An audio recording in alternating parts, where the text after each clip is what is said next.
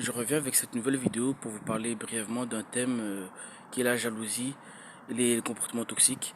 On a tous connu dans nos vies des personnes qu'on n'aimerait pas connaître, des êtres humains qui sont jaloux, des pervers narcissiques, des gens qui ont des comportements haineux, toxiques, des gens qui ne veulent pas du bien. Que ça à toute échelle, que vous soyez une personne célèbre, comme on voit des politiciens, des personnes qu'on aimerait voir détruire, des personnes qui ont réussi leur vie, des personnes riches qui ont affaire à des gens qui essaient d'être des obstacles pour eux, mais à toute échelle, que vous soyez un enfant, un adolescent, ou un adulte ou une personne lambda, que vous soyez riche ou vous soyez pauvre, ça arrive à tout le monde. On a tous connu des personnes qui ne veulent pas du bien, qui veulent nous détruire psychologiquement. Sachez que les êtres humains qui sont jaloux, c'est souvent des gens, leur profil, c'est des personnes qui sont malheureux dans leur vie. C'est des personnes qui ont mal grandi, qui ont grandi avec des parents qui étaient divorcés. Donc, c'est des événements qui leur ont traumatisé quand ils étaient jeunes. Ils n'ont pas grandi mentalement. Ils ont leur gardé un âge mental, émotionnel de 3 ans. Ce qui explique les comportements dégueulasses de ces personnes qui n'ont aucune empathie pour les autres et qui ont tendance à faire du mal et à détruire des personnes psychologiquement et moralement. Et dès que vous leur faites subir la même chose ou dès que vous vous vengez, ces personnes vont se comporter comme si vous n'avez jamais rien fait.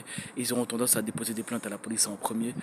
Moi, j'en ai fait les frais, mais il n'y a pas que moi, il y en a d'autres. Et ces personnes ont souvent tendance à s'attribuer vos qualités et vous donner leurs défauts en fait. Et en fait, ils se nourrissent de votre existence, ils ont besoin de vous pour vivre. Les parents disent souvent que quand vous avez affaire à ce genre de personnes, il faut les ignorer, faire genre qu'ils n'existent pas. Mais le problème quand vous les ignorez, c'est que ils reviennent comme des sangsues. Ils vous espionnent aujourd'hui avec internet, ils vous espionnent sur les réseaux sociaux et ils vous lâchent pas en fait. Et même à l'école pour des jeunes de l'école secondaire, quand vous avez un persécuteur ou un bourreau, il vous lâche jamais en fait. Si vous l'ignorez, il va continuer, je sais très bien de quoi je parle. Il vous lâchera pas, il partira du passé que votre gentillesse c'est de la faiblesse, c'est que votre tolérance, c'est une porte ouverte à toutes les insultes et à toutes les humiliations. Alors que quand vous les attaquez de front, il faut les dénoncer. Quand je parle d'attaquer, je ne parle pas de les attaquer spécialement physiquement, même si vous pouvez faire ça. Mais bon, voilà, enfin, au risque et péril pour les conséquences. Après, si vous sentez d'attaque, disons que c'est pas moi qui vous lance, qui vous dit allez-y, utilisez la violence physique. Mais vous pouvez toujours dénoncer ces personnes. Aujourd'hui, avec les réseaux sociaux, vous pouvez facilement humilier une personne, le dénoncer pour que la personne se sente gênée.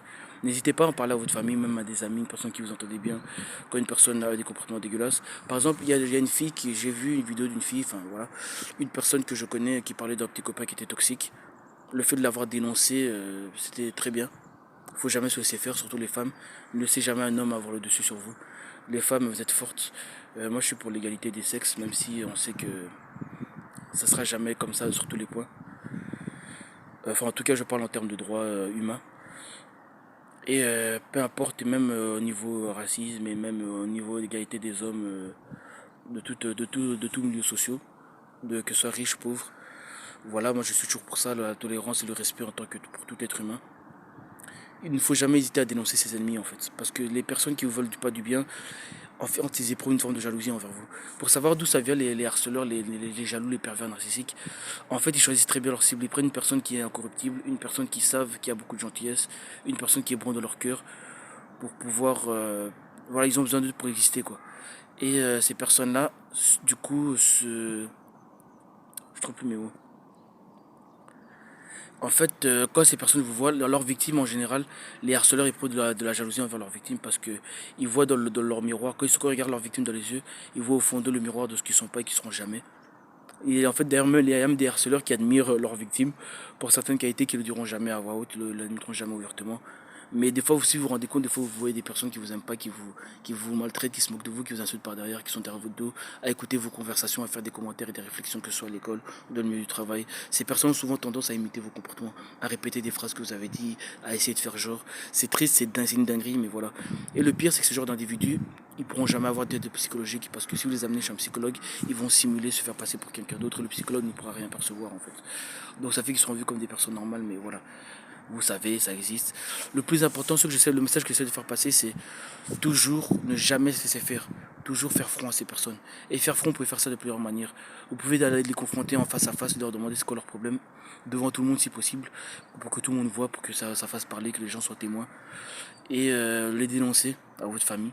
Après, si vous n'avez pas envie d'impliquer votre famille parce que vous estimez que vous avez envie de vous débrouiller tout seul, ou si vous avez des amis, ou même une forme d'autorité, même les dénoncer grâce aux réseaux sociaux, n'hésitez pas aussi à citer leur prénom. Enfin, il y a des gens qui font pas ça, mais qui préfèrent garder anonyme, à votre choix.